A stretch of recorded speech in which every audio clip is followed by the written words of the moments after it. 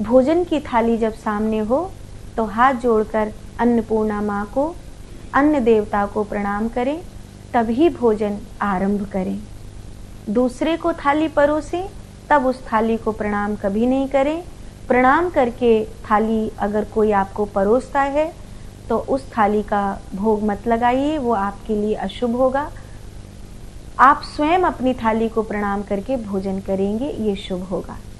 दूसरा, गैया मैया, संत, अतिथि, बुजुर्ग या रोगी, इनमें से कोई भी हो तो इनको भोजन पहले कराइए, बाद में स्वयं भोजन करिए। तीसरा, नदी हो, पर्वत हो, फलदार वृक्ष हो, फूलदार वृक्ष हो तो इनको भी परमात्मा मानकर, प्रकृति की जीवंत अवस्था जानकर इनको प्रणाम करें, क्योंकि अगर ये हैं तभी मैं श्वास ले पा रहा हूँ। चौथा,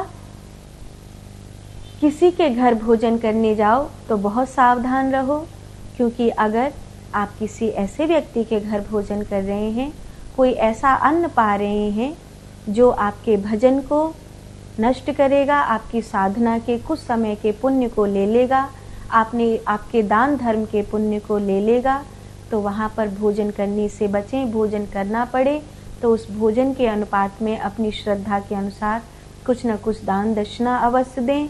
और अगर ऐसा संभव नहीं है कि वहाँ आप दान दक्षिणा भी नहीं दे सकते, भोजन भी करना होगा, तो कम से कम इतना सुनिश्चित करें कि उस भोजन को करते समय पूर्व या उत्तर की ओर मुख करके ही बैठें और भगवान का स्मरण करते हुए ही वो भोजन करें, ताकि वह आपका पुण्य नष्ट ना करे।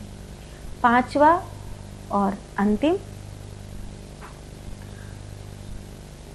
जो स्त्रियां घर में स्वयं भोजन बनाती हैं, जिनके घर कोई नौकर नौकरानी भोजन नहीं बनाते हैं, कोई कर्मचारी भोजन नहीं बनाते हैं, अपने घर की रसोई स्वयं बनाती हैं, स्वयं भगवान को भोग लगाती हैं, उनके लिए ये विशेष है। वो एक यज्ञ प्रतिदिन कर सकती हैं, अग्नि देवता को अपने घर के अन्न का भोग लगाकर। जब आप रोटी बनाती हैं तो पहली रोटी गाय के लिए अलग कर दीजिए और दूसरी रोटी के ऊपर थोड़ा सा घी और चीनी रख करके उसके छोटे छोटे 5 गस्से अग्नि पर भोग लगाइए। आप कहेंगे कि अग्नि कहाँ से लेकर आएं? पुराने ज़माने में चूल्हे की अग्नि प्राप्त होती थी, लेकिन अब चूल्हे की अग्नि प्राप्त नहीं है, अब तो गैस पर भोजन बनता है।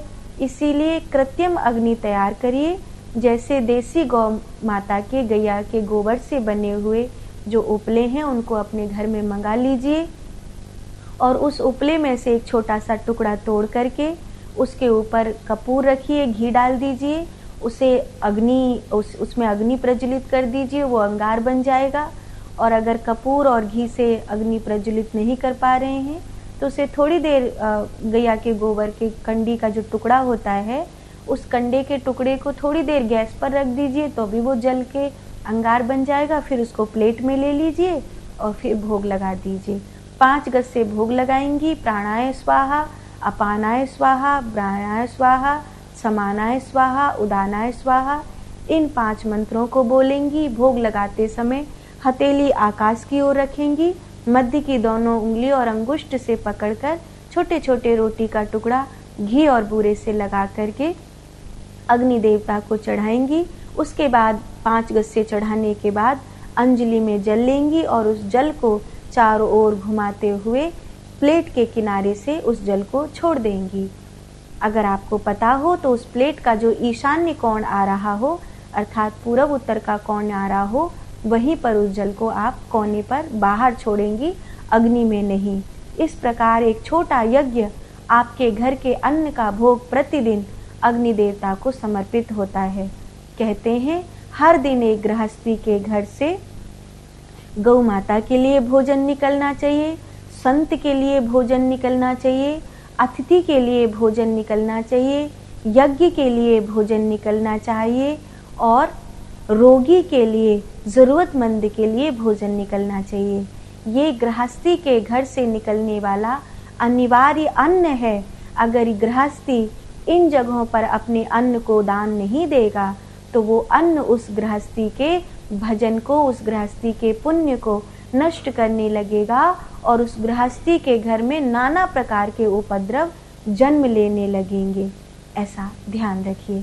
तो ये 5 बातें थी जो मैंने आपको बताई हैं, जो समस्त मायिक भेदों से रहित, माया के भेदों से रहित, अंतरात्म स्वरूप और साक्षात प्रतीति का अविषय तथा अनंत सच्चिदानंद स्वरूप अद्वैत ब्रह्म है, वही मैं हूँ। मैं क्रिया रहित हूँ। जब मैं ध्यान में आत्म स्वरूप में ब्रह्म ज्ञान में होती हूँ, तब मैं कैसी होती हूँ, मैं किस स्वरूप में होती हूँ, उस स्वरूप का यहाँ पर बोध के रूप में वर्णन किया गया है। मैं क्रिया रहित हूँ, मैं विकार रहित हूँ, मैं कला रहित हूँ और मैं निराकार हूँ तथा मैं निर्विकल्प हूँ। कोई विकल्प नहीं है मुझ में। मैं नित्य हूँ, मैं निरालंब हूँ और अद्वितीय हूँ। यही मेरा इस समय स्वरूप है।